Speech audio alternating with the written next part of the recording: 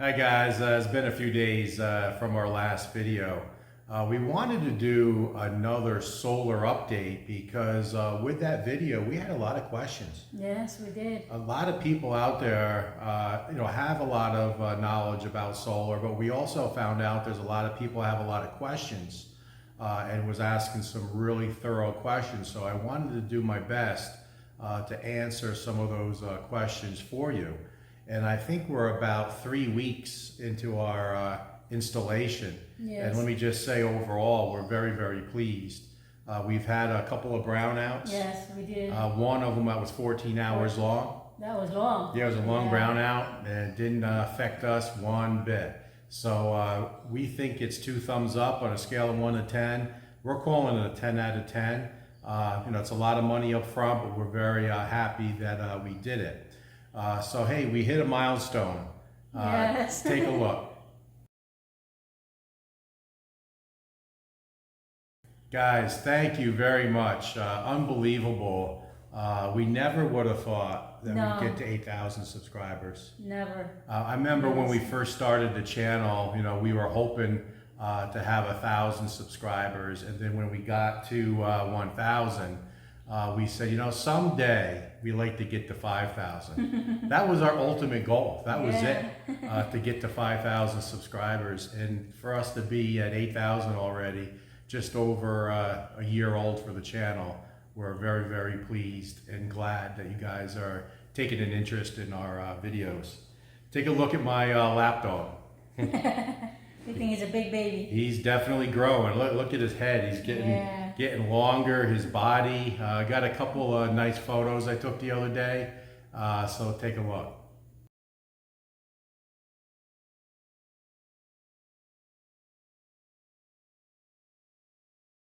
So we're very, very pleased with Prince. He is such an affectionate dog. Good boy for sure. He loves taking a bath. He loves being in the house with us. He's doing really good with his obedience training. We're giving him lots of affection and trying to tire him out, which is not an easy thing to do. But we run him around the property and we work with him at least a couple of times a day. He's doing really good walking on a leash. He's finally starting to sit and pay attention and stay. Today we started lay down with him, so that's something that's new. So he's definitely a good boy. Hey, get on some camera time. Hello. He's very, very affectionate and wants to be with us all the time. So he's a great addition to the team, a great addition to the family, and he's doing really, really good. Hey, we wanted to start something new. And what it is what is Wilma up to? Yeah, what I'm up to. So we got our first kind of puzzle for you guys. Wilma is up to something. I'm going to give you guys a couple of clues and hopefully you can figure it out. So this is something that you would never think that Wilma would ever strive for in her life. Now, family members can't chime in because you guys already know. But she is working on a project. It really doesn't have anything to do with the house per se, but it takes a certificate to be able to say that she completed the course. So that's a pretty big clue. So chime in on what you think, and we'll have some fun with a new segment of our channel is what is Wilma up to? So this video is really about just answering your questions on our solar install. Yes. So many questions, so many great questions, and so many people are looking or wanting to get solar, either if they're remodeling a home or if they're going to build a home and just thinking about, is it worth the effort to put panels up on your roof and try not to have an electric bill? How large of a system should I have, and how does the hybrid system work? A lot of great questions. So I'm going to do my best to try to answer some of those questions today. So let's get out there and take a look at our system. So the first question is, and quite a few people asked this question, as I mentioned on the first solar video, why is there a small charge? See here it says 19 watts, 21 watts. Why is there a small charge or a trickle of electricity coming in from Noriko, which is our local electric company? And I didn't know the answer to that. And I thought it was just enough wattage to run the meter out at the pole. But that's not what the internet says. So what I found out through my research, and this may not be for all inverters, but it is for this inverter, that you have to have a small trickle of electric coming in from electric company so it understands that there's still a connection. Call it a handshake. So the system, the solar system, because this is a hybrid system, knows that there is a steady trickle and know that the electric is still on and coming in, because this is the automatic transfer switch. So one, it needs to know that there is electricity, and it also says about when the grid loses power, it needs to be able to know the frequency of that electricity that's tied to the grid, so it can automatically switch from the grid to the solar system or vice versa. And what that looks like is right there. That is the automatic transfer switch. So there needs to be a small amount of electricity for it to understand the frequency. So when it has to switch back and forth from the system to the grid, that it's already tied with that small amount that's coming in.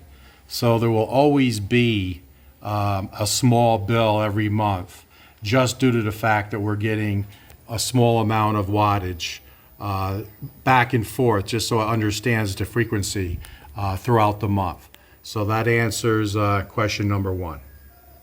Question number two is, should you have your system set up to handle the load of the house first, then charge your battery? Or should your panels first charge your battery, then from the battery handle the load of the house? That's an individual choice, and some systems are hooked up one way, some systems are hooked up the other.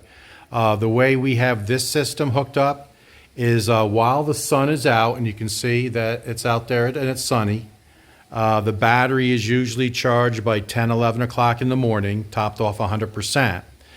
We have it set up that the sun and the panels through the inverter handles the load of the house first. So if you just do round numbers, say the system is making 1,000 watts and we're using 400 watts in the house, the first 400 watts from the inverter goes to the panel of the house and handles the load. So it's making 1,000, we're using 400, the excess is 600. At that point, 600 watts will go into the battery. So that's how we have it hooked up, as opposed to the system creating 1,000 watts, all 1,000 watts go into the battery, and then the 400 watts that we're using, call it the load of the house, is coming out of the battery into handling the house. That's a second way of handling it. We have it set up for the sun to handle the load of the house first and put the excess into the battery. And I guess the risk there could be that you don't charge your battery, but like I've said, by 10, 11 a.m. every morning, this battery is at 100%. Question number three is the fact that we're making more electricity daily than we're using. Why don't we net meter? Those of you who don't know what net metering is basically feeding back to the system, to the grid, our excess wattage every day and getting a credit with the electric company for further or future usage. And then when you do use the grid, you'll just get basically a deduction of what you fed into the system previously. And the reason why we did not do that is we tried to right size our system. So we're making about 3,000 watts a day more than we're using. That's pretty close. It's always every day about the same. I think a couple of days it was maybe 4,000, but let's just say right around 3,000 additional watts that we make compared to what we use. So that's basically 3 kilowatts. That's not a lot. Now, the electric company here buys back, and what I was told, at 4 pesos per kilowatt. So 3 times 4 is 12 pesos a day, or let's call it 25 cents a day. So we're making 25 cents a day more electricity than we're using. It's not a big number. And I've asked several people what the buy is to Noriko, and very few people will give you a straight answer. But it averages around 4 from what I was told. So if you do the math, because the initial application fee to net meter is $900, 45,000 pesos. So if you take a quarter divided by 900, that's 3,600 days divided by 365 days. It's 10 years. So the payback for us with the system that we have, just to get the application fee back, would be 10 years. So it's, to us, it's not worth to net meter. And then some people said, well, why don't you get a bigger inverter and more panels, and you'll be able to give back more electricity to Noriko and get more of a credit? The answer is yes, that is correct. However, now you have to throw in the panels and the bigger inverter, which would be, many of thousands of pesos. And now you got to add that to the $900 application fee. And more than likely, you'd be out 10, 15 years of payback. So in my opinion, again, just my opinion, I think it's smarter to not pay the $900 up front. And by the way, I was told by all the engineers, it takes 6 to 12 months just to get the application approved. Then you have to buy the meter, because it's not the same meter that runs backwards like in the US. You have to install a separate meter, and then all the wiring to that. So there's additional costs that I didn't include in that just $900 application fee. So for us, it just doesn't make sense to net meter, and that's something that we're not going to do, because we did our best to try to right size the system that we have. So we just make a little more than we use every day.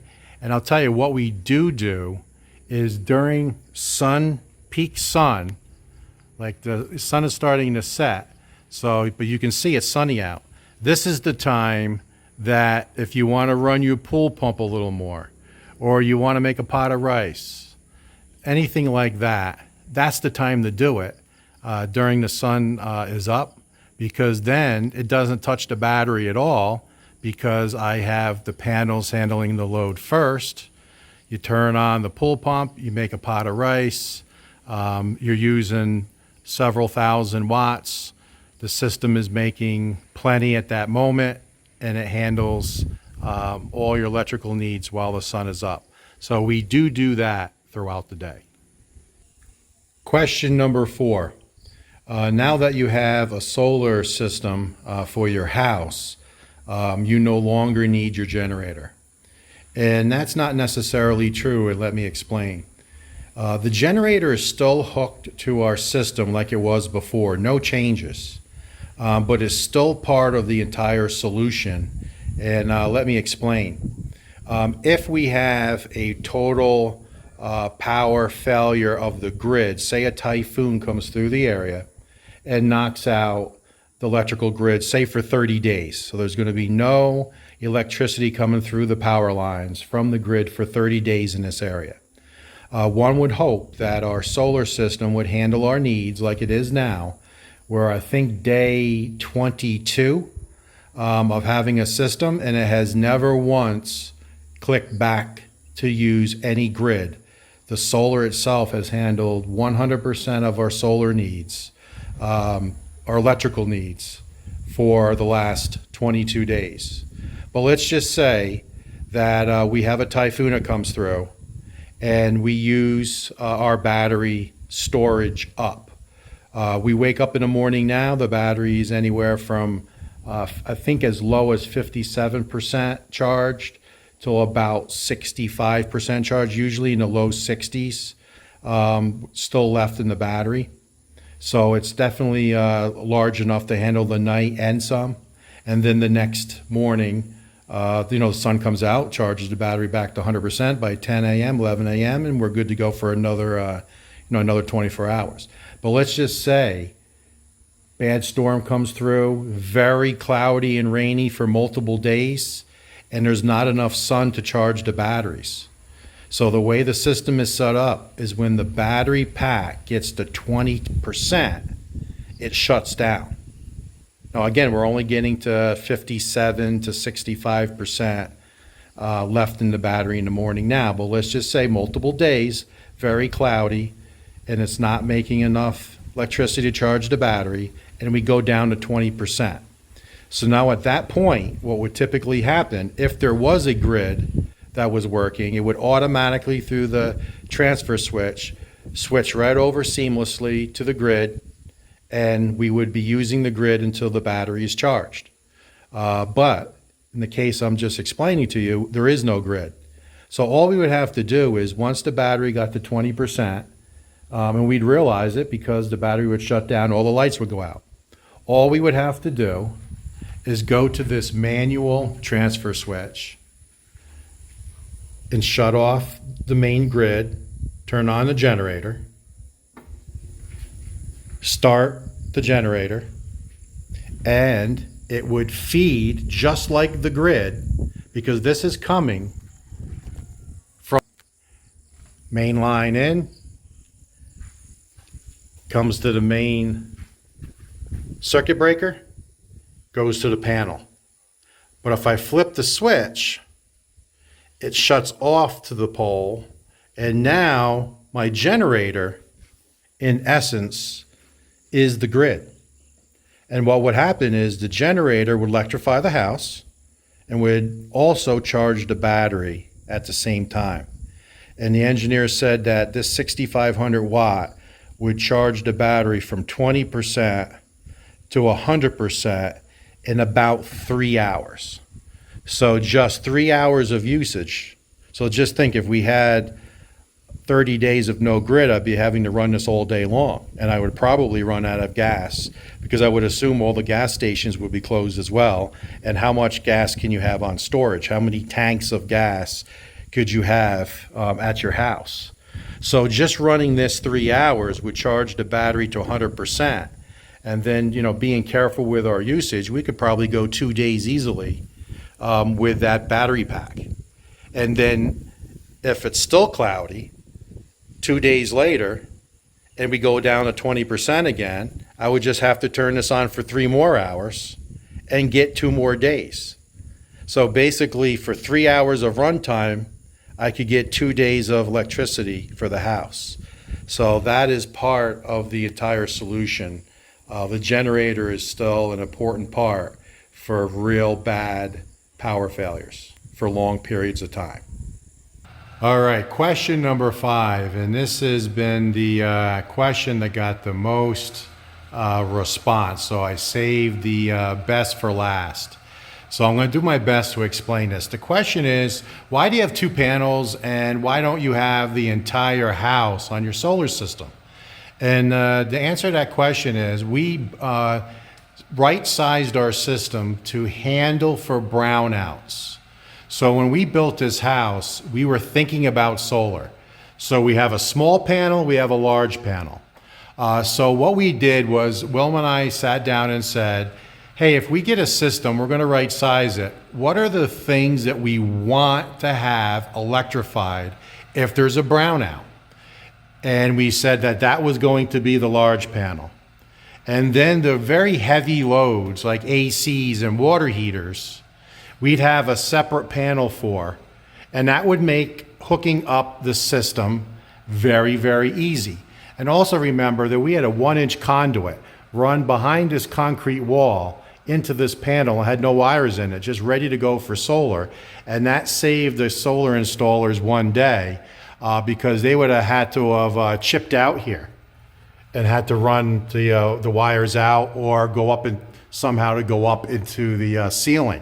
So the fact that we had that conduit run during the construction phase was definitely beneficial. So if you can do that with your build, I highly recommend it.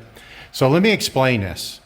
Our main comes in, and we basically have two mains. We have one main handle on this side and one main handle on this side. So we split basically the loads of the house. So on this side, it was our 2 water heaters that collectively used 10,000 watts, and then our 4 air cons in this panel. That is the heavy loads.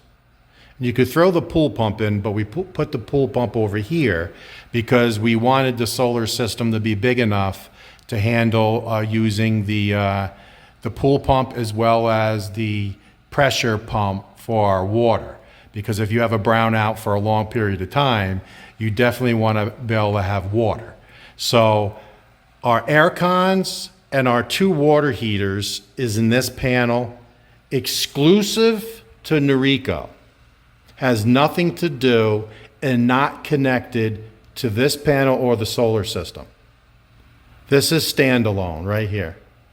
4 air cons, 2 water heaters.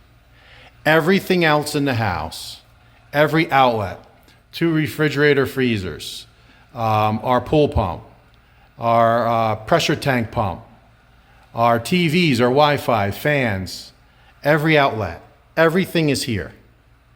So that's how we set it up. Now, one would say, well, why don't you want your hot water heaters hooked up to your solar system? Don't you want hot water during a brownout? Not necessarily. Would it be a luxury? Sure, but we would have had to have had a larger system. So if we have a brownout, we will not have hot water in our showers. If we have a brownout, we will not have our ACs running with the initial setup. Now, I'll tell you, we made a change. And we just did this change 3 days ago. Like I've been saying, that the system was right size for us, but it's still overproducing. We're overproducing electricity every day. So what I did was called the installer. He sent over his engineer.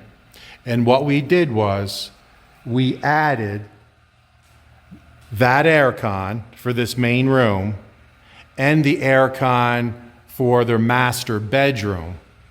We hooked up those 2 air cons that was over here, like I just explained, and we moved the breakers to solar.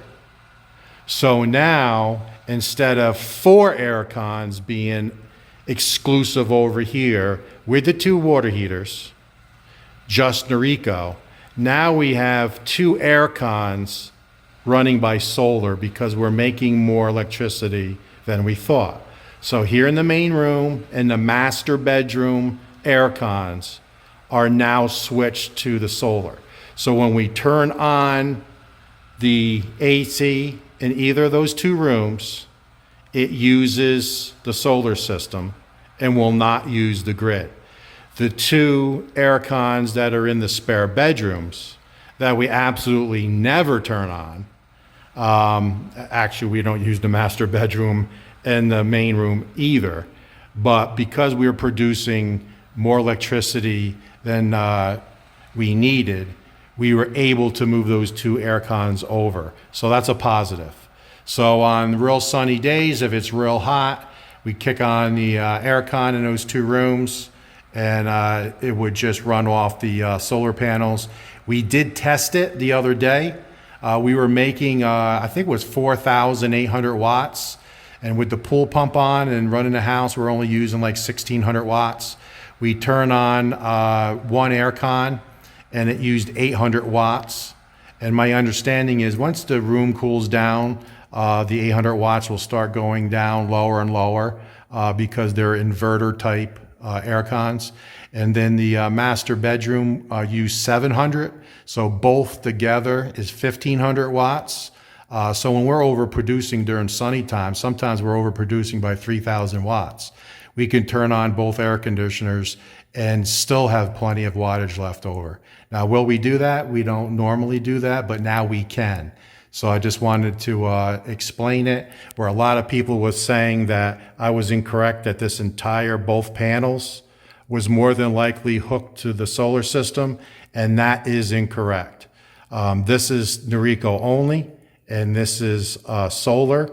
Remember, it's a hybrid system, so it can kick back and forth, and this can be electrified by the electric company at any point when the battery gets to 20%. Luckily, we never get down that low. So hopefully I explained that thoroughly enough where everybody understands how we have our particular system hooked up.